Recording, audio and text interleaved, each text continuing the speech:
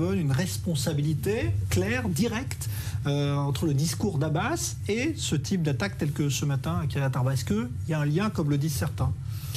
Comme l'a dit Dror, l'autorité palestinienne, par principe, non seulement ne condamne pas, mais encourage les attentats contre les militaires et les civils au-delà de la ligne verte. Ça, c'est très clair. Et Mahmoud Abbas paie aux familles des terroristes des salaires.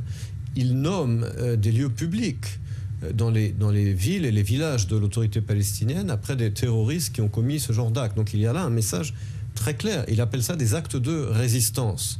Même lorsqu'il s'agit encore une fois de poignarder une enfant dans son sommeil. Je pense que personne dans le monde n'accepte ce genre de choses. Tous les conflits qu'il y a eu dans le monde, que ce soit des conflits de libération nationale ou autres, ces horreurs ne sont jamais justifiées. Or, malheureusement, Mahmoud Abbas lui-même et son entourage les justifient.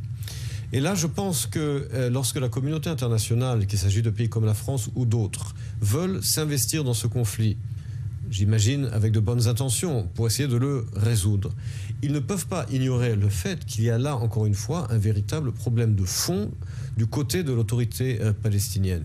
Il faut absolument exiger, quand on parle de paix ou d'un processus de paix, qu'il y ait une clarification des choses. On ne peut pas continuer, la communauté internationale ne peut pas continuer d'accepter ce genre d'abomination. Comme je l'ai dit, oui, essayer de résoudre le conflit, mais encore une fois, il y a là, de la part de l'autorité palestinienne, c'est plus qu'un double langage, c'est un encouragement de tout ce qui se passe au-delà de la ligne verte, comme si tout y était justifié, et c'est là qu'il faut dire non, c'est inacceptable. Alors, il y a un autre point qu'on va aborder dans un instant, mais puisque